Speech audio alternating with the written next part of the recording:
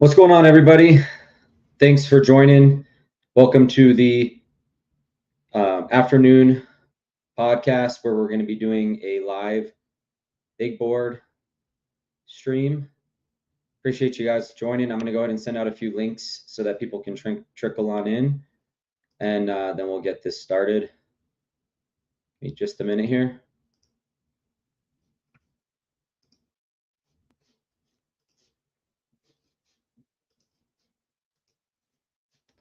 Hope you guys are having a good afternoon or evening, depending on where you're watching from.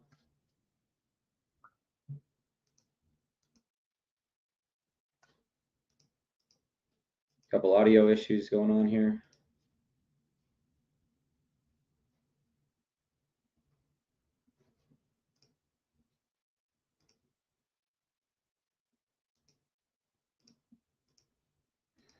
In 5, 4, 3, 2, and 1. Awesome. Well, appreciate you guys joining the stream today. My name is Matt Holzel, and I'm going to be your host today. We're going to be doing a live big board stream on Underdog, talk a little bit about that tournament, and kind of dive into some of the payment details just briefly before we start the draft. Also, real quick, I guess, before we get in and while we get some people joining the stream, I'll go ahead and just briefly plug Fantasy Fitness. So Fantasy Fitness is a project that I'm working on. It is basically an app that I use to help improve my fantasy dynasty teams and also get a good handle on player production, player athletic profiles, things of that nature, so that I can make more informed decisions about the players that I roster on any given team or draft in the case of best ball. There's a whole bunch of free features. When you first sign up, when you log in, you're gonna land on a dashboard that always pulls in the latest news. These are the 50 most recent articles pulled from the 5 major fantasy football sites, that being Yahoo Sports, CBS Sports, ESPN, NBC Sports, and the Fantasy Footballers. Again, these are just headlines, and then they'll link out to those respective pages so that you can see any given detail about a particular, the actual body of the article. So definitely check that out. That's a free feature. Additionally, you get player profiles for every single player that I've put into the system, which is most of the fantasy relevant ones. I'm always adding a few. But for example, you could select Bijan Robinson and check out his information. We have 3 algorithms that we're working on here at Fantasy on the project Fantasy Fitness. The overall fantasy fitness score, the talent score, and the team score. So those use both production and advanced metrics to try to gauge a player's team environment, talent score, and overall fantasy fitness score.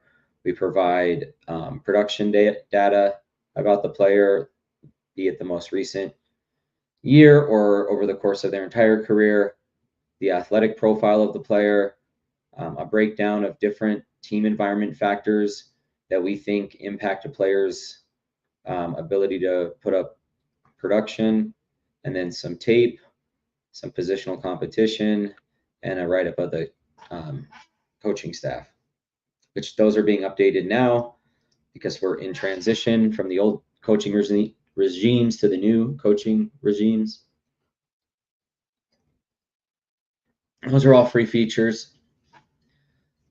We do the same thing with the teams. So you get a kind of a team breakdown and team metrics, efficiency metrics, performance metrics, the relevant fantasy players on each squad, and then their matchups and coaching staff. So that's a good bit about Fantasy Fitness. Definitely check that out. Like I said, a whole bunch of free features. And then, of course, you can sign up for subscription services that allow you to do some things a little bit more advanced, like integrating your fantasy rosters, be it your redraft or dynasty rosters on Yahoo, FFPC, or Sleeper. And then when you integrate those rosters into the application, we pull in your avatar, details about your team, ability to take notes and draft notes, have a whole lessons learned section that I've been adding to, the prospects, and then roster metrics, player profile pages, and contract information. All this stuff can be super useful. Additionally, we pull in your league rosters and division standings so you can see the lay of the land across your league and how, what strengths and weaknesses other squads in your league have. That's part of the advanced features with a subscription, but definitely worth checking out. And then lastly, the calendar and results, schedule and matchups are on there as well for each roster. So that takes us through Fantasy Fitness. I'm going to go ahead and just take us to the player pages and get us just down to those free agents, because this is super useful. Here, we'll be doing our big board draft. Let's head back over to Underdog and we'll get the big board going. So this tournament is about 50% full. It's going to have 223,200 entrants, and it has it's a 20 round draft with a $200,000 grand prize. This is the pre-draft best ball main tournament on Underdog. It's a $10 buy-in, and the advance rate is 3 out of 12. So 3 out of the pod move on, and then they repod you 1 out of 10, 1 out of 10, and then you can make it to the 558 seat final if you can make it through this advanced rate scenario. So we're going to draft a team. We'll commit our $10 to the tournament, and we are waiting for 4 people. I'm going to go ahead and while we wait for this to fill, I'll just filibuster here and talk a little bit about the first round and second round and some of the things that I like and don't like in terms of player value or rank. I would say everything's good at the top, especially now that Monty is in Houston. That clears the path even further for Jahmyr Gibbs to really just put up, uber production this year. So I think Gibbs is perfectly priced. There's a case for Chase over Nacua with a healthy Burrow. I think Amon-Ra St. Brown could definitely be above CeeDee Lamb. And then I like Genty over Achane just because I'm very pessimistic about the scenarios and range of outcomes for different players and the team in general down in Miami. It's a total, incompetent ownership group along with new coaching staff. So just don't have a lot of faith in Miami. I think Las Vegas is in a similar situation, but I think the trajectory, right? It's like we want to be directionally accurate. And I think Las Vegas is probably going to tick up, whereas I'm not sure that Miami has bottomed out. So that's probably a flip there for me. And then JJ's fine. I think Trey McBride could be down a few spots and Bowers could be up, and those guys could be flipped somewhere in the middle here. Just for the same reasons I just mentioned, that I think Las Vegas is going to ascend a little bit. I think Arizona is in a lot of flux. I mean, be it that both organizations have new coaching staffs, I still look at the ownership group for how that's going to trickle down to player production. And I like what Las Vegas is doing in the ownership area, whereas the Bidwell family has never inspired any confidence in me in Arizona. So, with that being said, bring in a new coaching staff, add Nathaniel Hackett as your OC, which I know he does maybe better as an OC than a head coach, but I still have a lot of concerns about how he does things. I just think Bowers in his where his talent is and McBride, could be due for a little regression. Those guys could definitely be flipped somewhere in the middle here. So just some thoughts there, and then I'm fine kind of with the rest of the second round as it is. In this little cluster, I personally like Breece Hall the most. His pass catching upside, his age, there's a good chance he'll be out of New York, so that could be good for Breece. Yeah, and those are kind of my thoughts on the first two rounds. We're waiting for two, and then we're going to go ahead and kick off this live big board draft. I'll tell you a little bit about my drafting experience here right after I take this sip of water.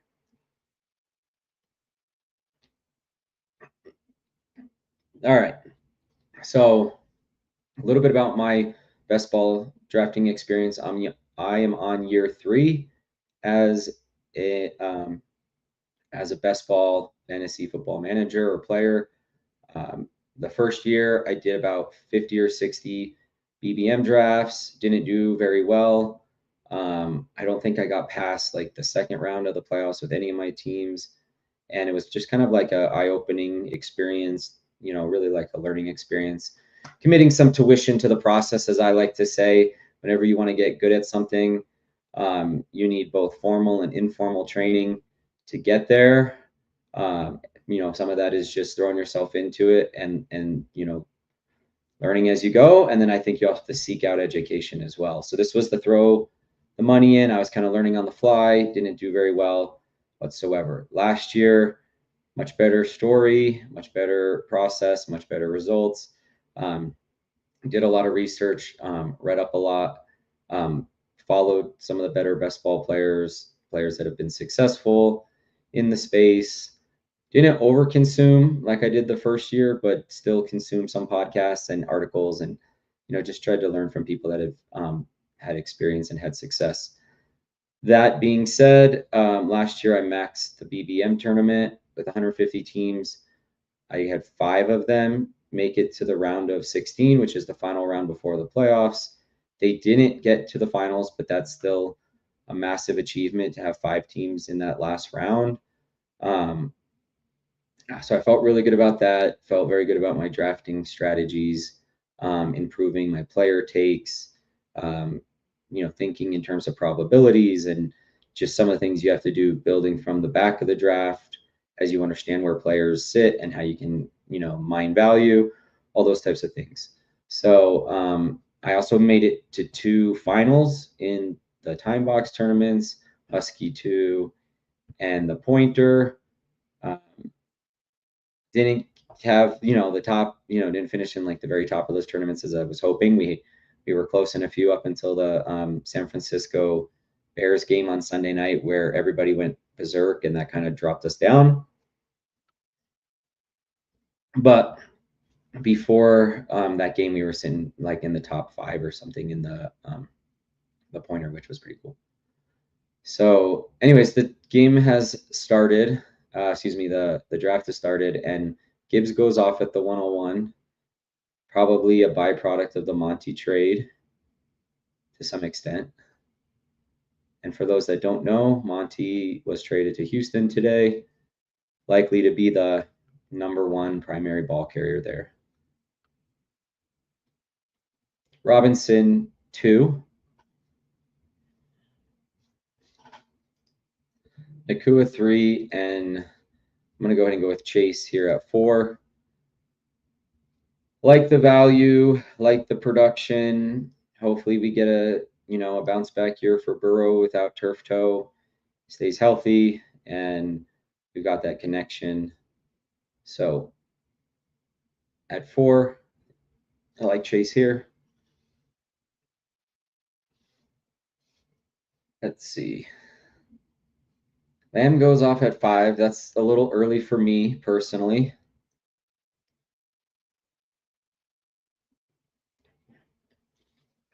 They've got Pickens now. Dak's another year older. Team in general seems to just be pretty average. Maybe the defense gets a little bit better, and that, I'm not really sure how that would necessarily impact the offense too much, because I don't think they have like a top 5 defense that could kind of constrain the offense a little bit. But I just don't know. Lamb feels, I'm taking JSN there, and probably Taylor and McCaffrey before I take Lamb. But let me know in the comments if you guys think of it. If you guys see it different, like to hear your thought process. I'm no expert.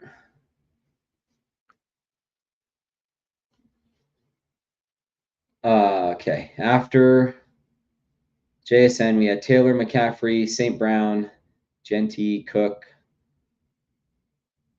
I'm probably Cook over Genty personally. More established offense, better quarterback at this point in their respective careers. That Love pick is pretty cool. I like that. That's GTEP. Seeing him around in the best ball streets. Shout out GTEP.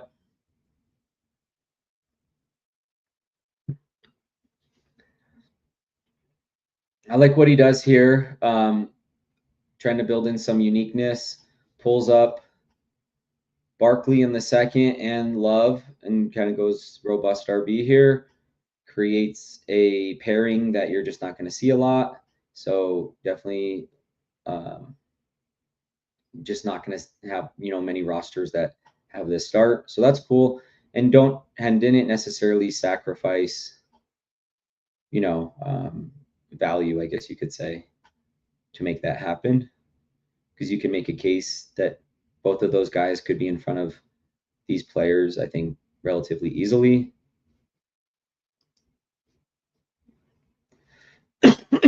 Excuse me. So that I like that move. I like that move by GTEP. Otherwise, nothing too crazy going on here in the second. Appreciate you guys being here. In the future, I am going to have some guests on. Still getting some of that lined up, figuring out people's schedules.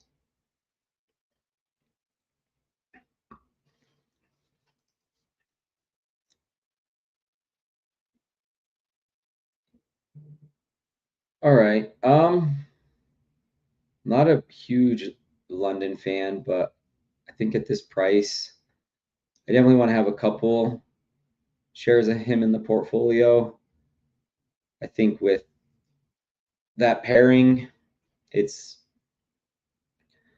pretty decent, and it's just not something I have any of or very little of. So I figure we'll go with that. Jamar Chase, London start. Never really understood when he was up in the 1-2 turn. This is more reasonable to me. But even here, I'm not like in love with the pick.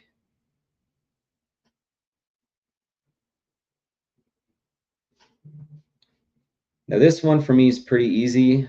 I'm going to go Breece Hall, get that hero build going. There's a relatively good chance he's not going to be back in New York.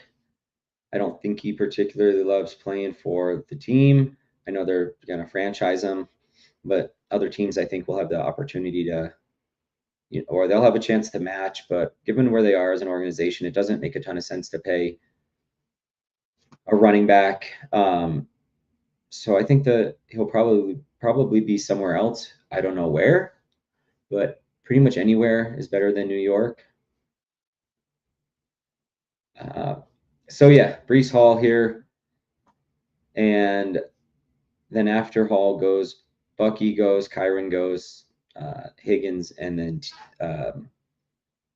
McMillan, T-Mac.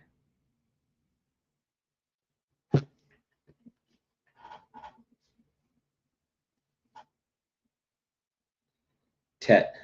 Actually, Tet's a better nickname. Let's be honest.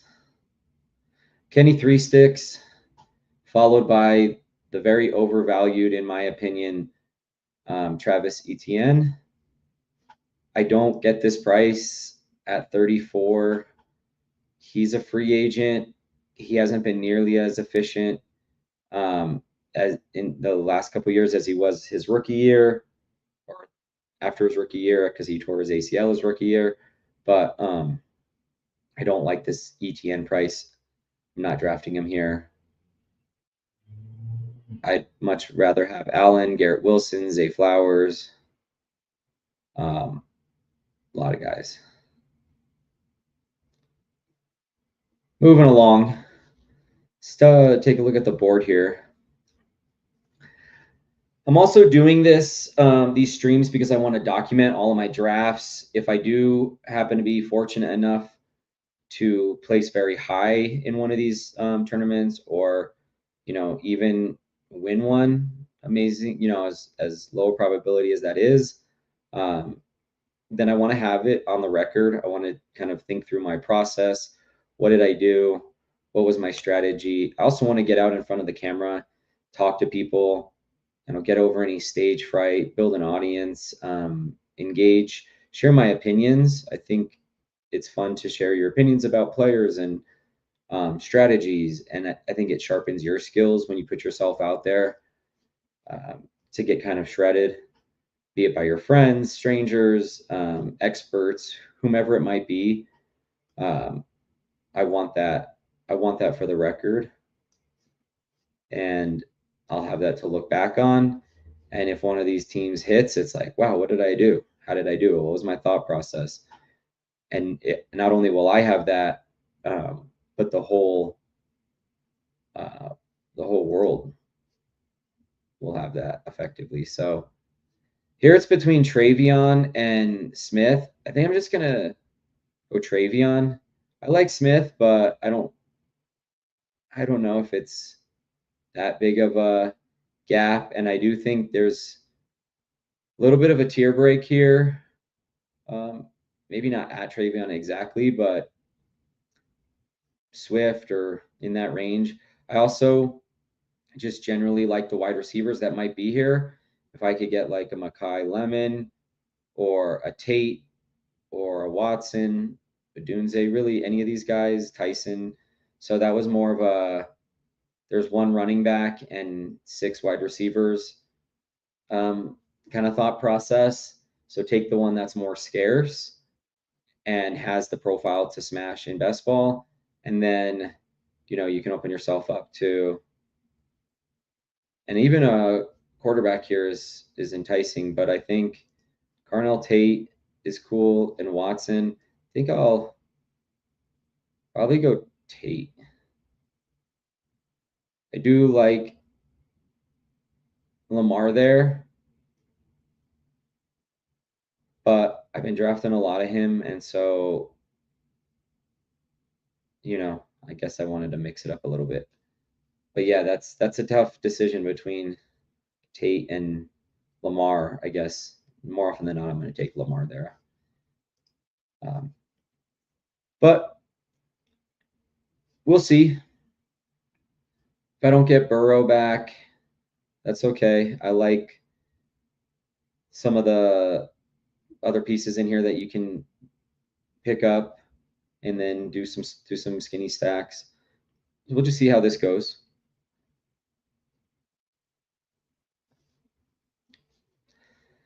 Thanks again for joining. For those that are just coming in, this is a big board draft. This is the pre-NFL draft main tournament on Underdog, $10 buy-in, $200,000 to first place.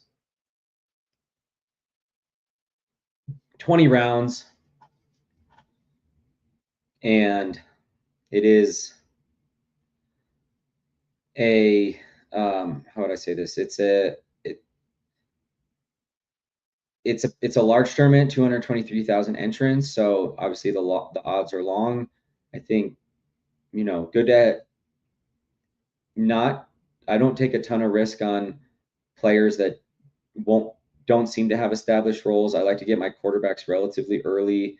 I don't want to be left with bunch of rookies or late guys. So we'll hopefully see that here in this draft. But I do want to draft to the strengths of the board as well, you know, and what the board gives me. I don't want to reach too much. So Burrow goes. I would have been kind of cool to grab Burrow there. But these ones are also a little interesting to me because they have the rushing upside. And I do have a piece of Henderson if I wanted to kind of stack that up with Drake May. His price has been coming down. I think both of these guys here, and I honestly, yeah, I think almost like Hurts more.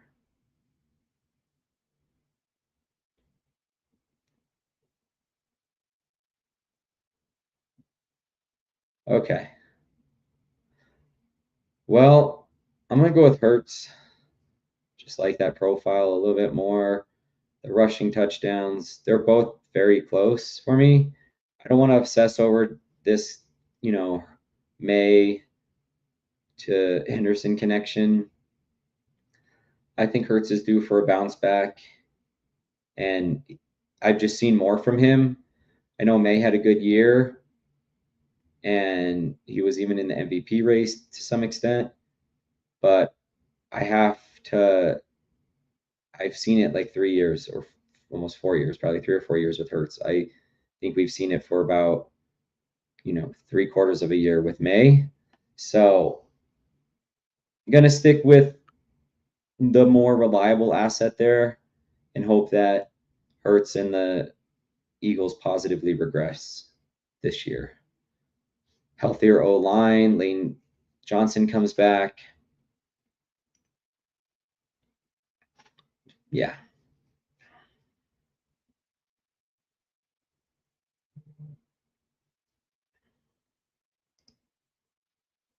All right.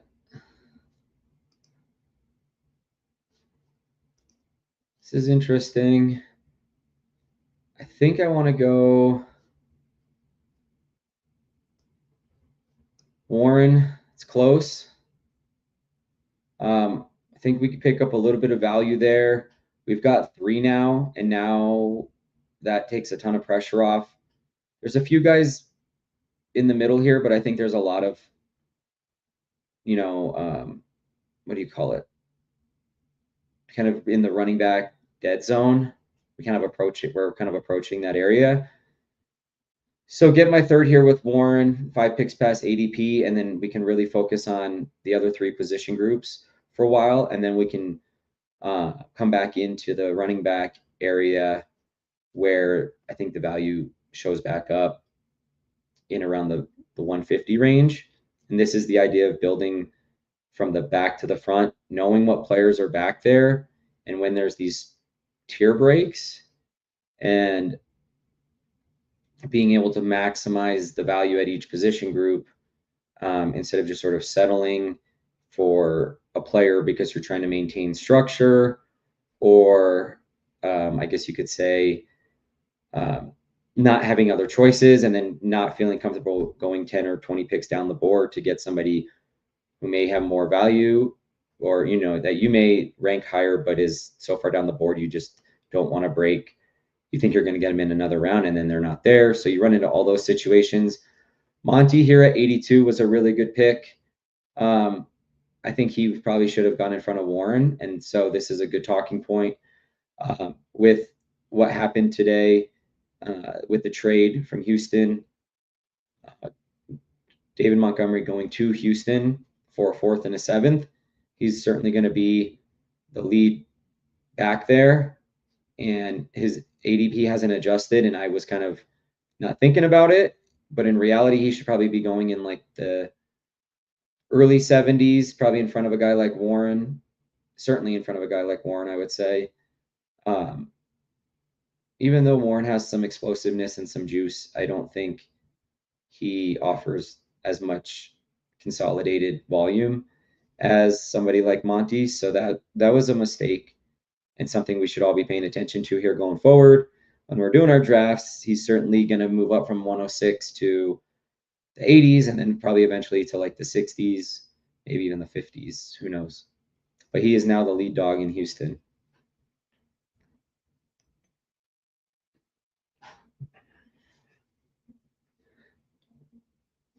I do like Algier in this range because he's a free agent and he's put, some explosive plays on tape, and he'll now be getting a chance to be a starter.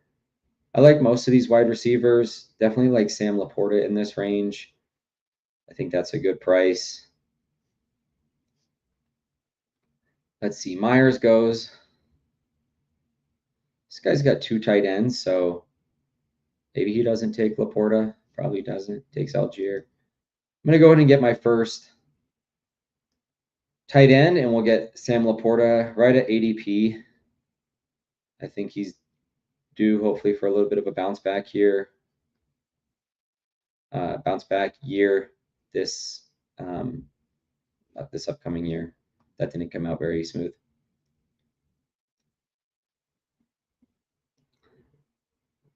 Like Jordan Addison, I just like his profile for best ball. There is some questions about McCarthy, obviously, but he doesn't need a lot to put up a lot of points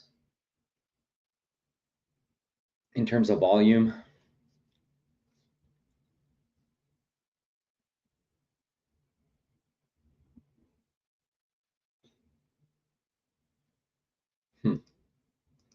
There are 3 guys here, but I'm thinking the best value on the board is probably Bo Nix.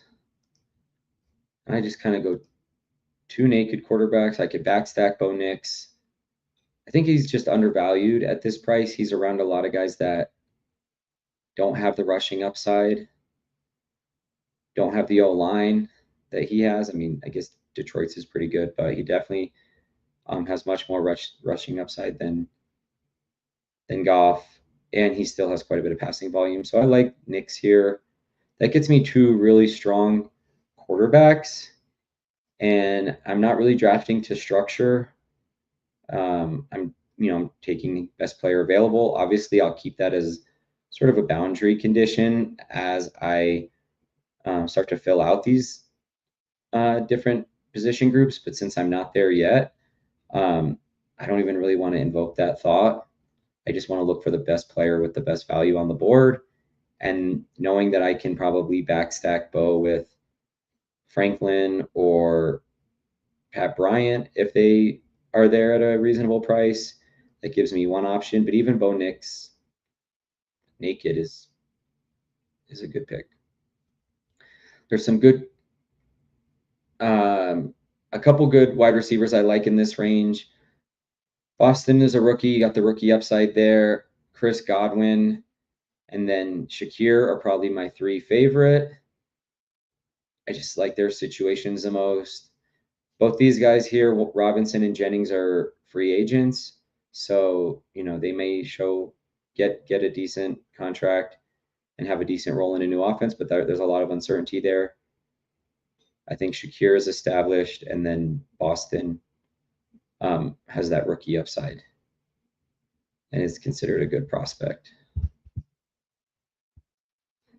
Let's see.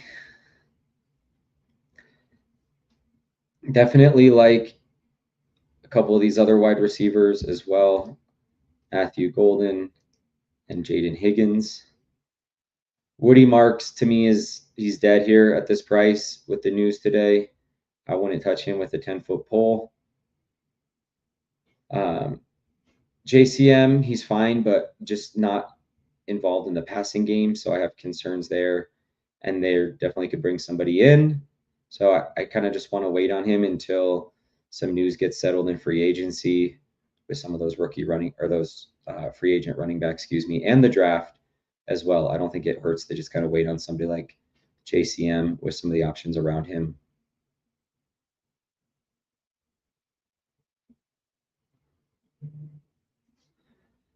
All right. Well, I'm going to go with Matthew Golden. Kind of a little bit of a disappointing rookie year, but he is a first rounder, and he did did flash at Texas. He was an early declare, 21-year-old rookie. Obviously, he was competing with a lot of really good players in that offense. So, when it comes to Golden, you have to hope that it's a little bit of a, growing pains. But I think next year he should do better. And he flashed a little bit towards the end of the season in that Bears game.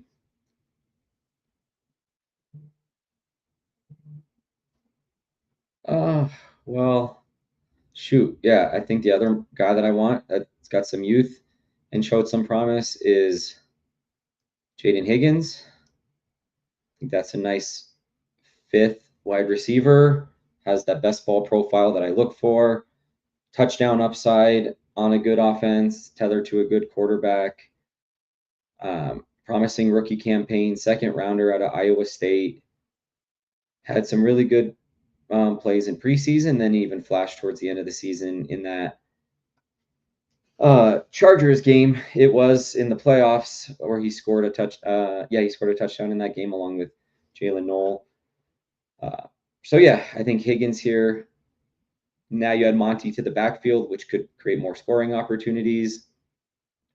That probably is the end for Joe Mixon, but that's my fifth. So let's recap the team real quick. So far, we have Hurts and Nix, no stacks going. Running back room is Breece Hall, TreVeyon Henderson, and Jaylen Warren, all explosive running backs with pass catching chops. Wide receiver room is Jamar Chase, Drake London at a little bit of a value here at 21, Carnell Tate, Matthew Golden, Jaden Higgins, and then Sam Laporta as our tight end one.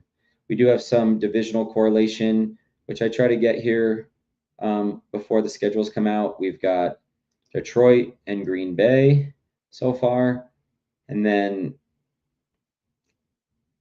that's it. Detroit and Green Bay. I guess if Breece goes back to New York, then we'd have TreVeyon Henderson and Breece Hall, but I don't anticipate that's going to be the case. So let me know what you guys think of the team so far. I like it. I think the running backs are all explosive, which I look for in my best ball profiles. And my running backs, obviously, volume is important. And TreVeyon and Jaylen Warren don't get the most volume, but I do think they have the profiles to consolidate. And we saw that with TreVeyon, and we've seen it a little bit with Warren when the other running backs in the backfield are hurt. Mike Washington Jr. going off here at 135. That's obviously a byproduct of his his combine, and the fact that he ran the fastest time at the running back position at the combine was a 4.33, I believe is what he put up. So that's awesome, but that's pretty crazy in terms of his price. That being said, probably the player I like the least on this team or have the least amount of confidence in is at their cost, I should add, is Drake London.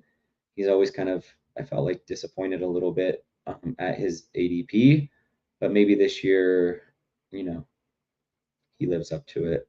I took him for the fact that he slid a few picks past ADP, and then also kind of pairing him up with Chase. I don't have that combo yet, so figured I would go for it. Here we could go Stroud, and that would create a stack. I don't really care for anything else in this range, maybe outside of like Juwan Johnson, but Stroud kind of finishes things up here at the quarterback position. And I think at that price, 5 picks past ADP, I don't have to worry at all about this quarterback room now. Obviously, I can't account for injury, but I like the strength of this room, and they offer a few different things. And I also have the stack now with Jaden Higgins. There's also a back stack available with Dalton Schultz and Jalen Noel, so that's kind of fun, to get that correlation for week 17. If for whatever reason Houston is the team that has the shootout, I'll have a few pieces, hopefully, of that offense stacked up. So here we go. We got Juwan Johnson. We got Mark Andrews. We got Rachaad White. I think I'm going to go Rachaad White here. I like his price. I like the fact that he's a free agent and he's probably going to get a fairly significant role as either a number one, possibly, but more likely a number two on the offense that he signs on. But if it's a 1-2 punch, he offers a lot of receiving game, or he offers a lot in the receiving game. So he could be fairly heavily involved in an offense's receiving game. And he also can run between the tackles. He has the size to do it. He did it 2 years ago before they brought on Bucky down there in Tampa Bay. Now, he isn't the most efficient running back between the tackles, and he does not have good vision for whatever reason. It drives me crazy. I don't know why he doesn't see the holes the way like Bucky sees them, or just a lot of the other premier running backs in the league. But he is a good player, and I like adding him as a fourth. When I've done that on other teams, it feels good to have him as sort of my fourth. And like I said, he is a free agent, so he's most likely going to go to a team that wants to utilize him a lot in the offense, or at least a reasonable amount. So I'm thinking about, probabilities here, range of outcomes. 8 picks away. This is where I probably am going to end up adding a wide receiver for the Broncos. Although if I'm ranking these, I'm probably going to put Jeudy at the top, just because, not because I like Jerry Jeudy, not because he instills any confidence in me, but I think in terms of his utilization in his offense, you're almost getting like maybe a wide receiver 2 in a lot of people's eyes, but some would argue a wide receiver 1 on his respective offense at pick 165. So that's interesting. That's appealing. Otherwise, you're going with Tyjae Spears, who's never had more than like 300 yards in the rushing game.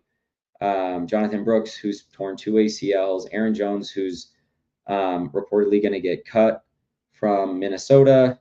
I do like Omar Cooper Jr. and some of the hype around him, but I'm leaning into a wide receiver pick here, and it's not going to be Tyreek Hill.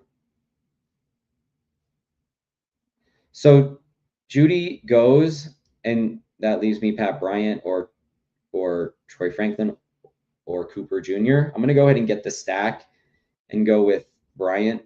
A little concerned about his concussions from last year, but I do like it was a promising campaign. And so I'm going to go ahead and get Pat Bryant, get him 5 picks past ADP, stack him up with Bo Nix. If Franklin falls back, I might even take Franklin here. Or I could potentially add to the tight end room. Don't really see anything outside of maybe Vidal that is of interest to me. That would be some divisional correlation. Cooper goes. Franklin's there, potentially, maybe not. Okay, Dell goes. Yeah, let's get Franklin. It's between him and Vidal for me, and maybe a little bit of Theo, but 1, 2, 3, 4, 5, 6, 7. Might be done here at wide receiver. We'll have to see. Maybe at an 8th. We're at a 3, 4, 7, 1 build. We have Jalen Hurts, Bo Nix, and CJ Stroud. Hurts is not stacked. Bo Nix is stacked up with Bryant and Franklin, not RJ Harvey, but that's okay. And then CJ Stroud is stacked up with Jaden Higgins. In the running back room, we have Breece Hall, Travion Henderson, Warren, and Rachaad White. Wide receivers, we have Chase, London, Tate, Golden, Higgins, Bryant, and Franklin. Double stack for the Broncos there. And then Sam Laporta as our only tight end at the moment. Going to be looking to add a tight end here, as well as a running back in this range. We have Schultz, we have Hawkinson, we have Ferguson, and then a little above that we have Njoku and Theo. I like all of these players, all of these tight ends in this range. Running back wise, Dylan Sampson, I don't think he'll be there. Brian Robinson, and then it thins out a little bit. We may have hurt ourselves by not going with a Vidal there instead of Franklin, but it's okay. I like the 4 we have, and then we can tack on some of these later guys. But I could have went Vidal. If I'm building from the back, I could have went Vidal there and then gotten like a Jalen Noel instead of a Troy Franklin. I don't know how much of a difference we're talking about there in terms of their spike week upside in a best ball format. So maybe a better way to have played that would have been to get Vidal. That would have created some divisional correlation. He would have been our 5th. And then, yes, we don't have Franklin here, but we have Bryant. And then we come back here with like a Jalen Noel at the end for our 7th. But maybe we end up with 8. I don't know. So I'm not saying that's dead. I'm just saying that's another way to play that scenario. Probably gives you a little bit more upside at the running back position. Just thinking through other ways to have approached that problem. That being said, I do like Brian Robinson here. I do like Dylan Sampson. So if one of those guys are there, maybe I take them. If not, I like Trey Tucker, but these other guys are similar. And then, yeah, like I said, we've got Schultz and Hawk. Those guys would be cool too.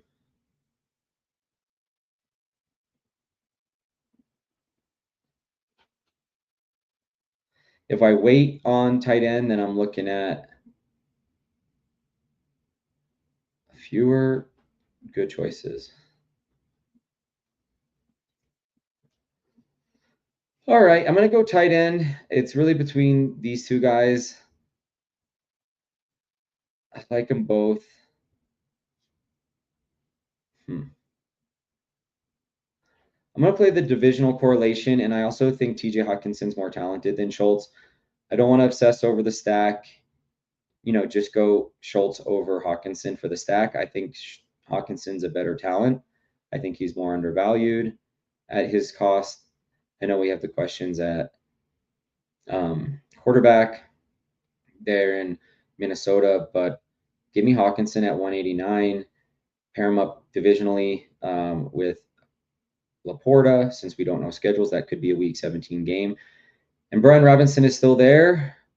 And so I'm going to take Brian Robinson as our 5. He's a free agent.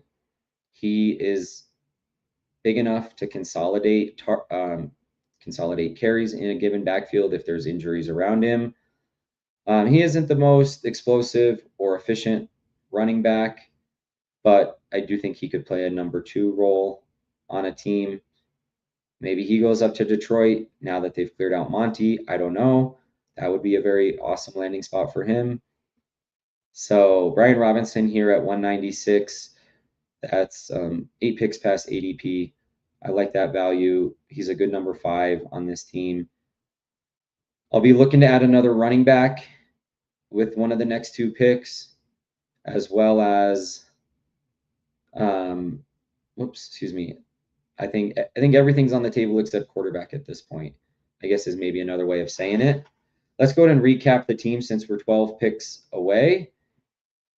And we'll kind of grade it out too as we go. We'll kind of grade out the rooms. So we have Hurts, Nix, Stroud.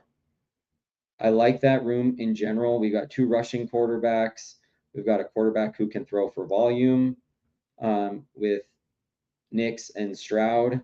And outside of the bad offensive line in Houston, I think we have 2 good offensive lines as well, and 2 teams that are generally in the playoffs. So that should hopefully mean touchdowns for those offenses in one way or another. The running back room, I like the texture here in terms of pass catching and explosiveness. We have Breece Hall, Trayvon Henderson, Jaylen Warren, Rachaad White, and Brian Robinson. Robinson being the one guy who isn't heavily involved or isn't very good in the passing game. But that's okay as your 5th. Wide receiver room here, we have Jamar Chase, Drake London, a low pass ADP, Carnell Tate from Ohio State, Matthew Golden, second-year breakout. Jaden Higgins, second-year breakout. Pat Bryant, second-year breakout. And Troy Franklin. This gives us the stack in with Bo Nix, and this gives us Higgins gives us the stack with C.J. Stroud, and then we have Sam Laporta and T.J. Hawkinson holding down the tight end room, and we got some divisional correlation there. Let's see. I like Najee here. We know Najee is going to be on an NFL roster. He's progressing to running 7 days ago. The recovery time for ACLs is Achilles is between 8 and 11 months. Typically a little faster than ACLs, although performance is generally more degraded than ACLs when the player comes back. We're going to make this pick, and then we can talk about that. I like Malachi Fields here, Cooper Kupp. Kyle Williams, I guess, is fine. Vele's fine. Devin Neal definitely would be a good. I like Neal. I also like Jordan James down here.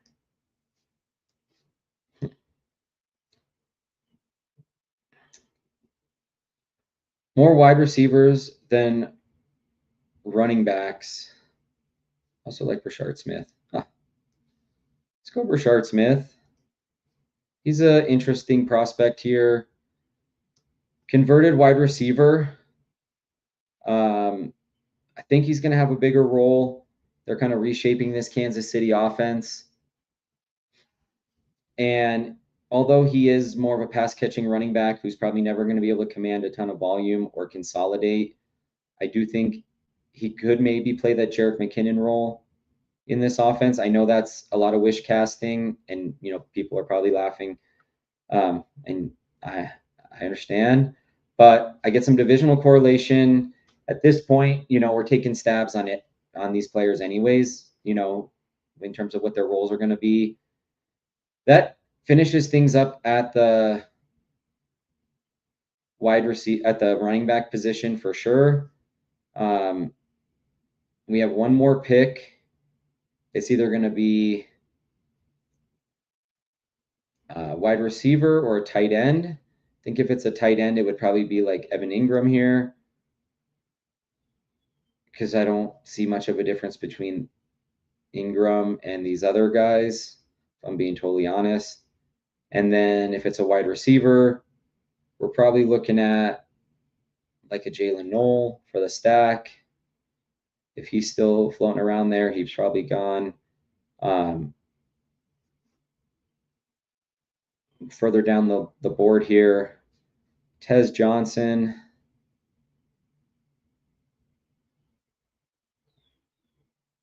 Just kind of looking at some low ownership plays with that last pick.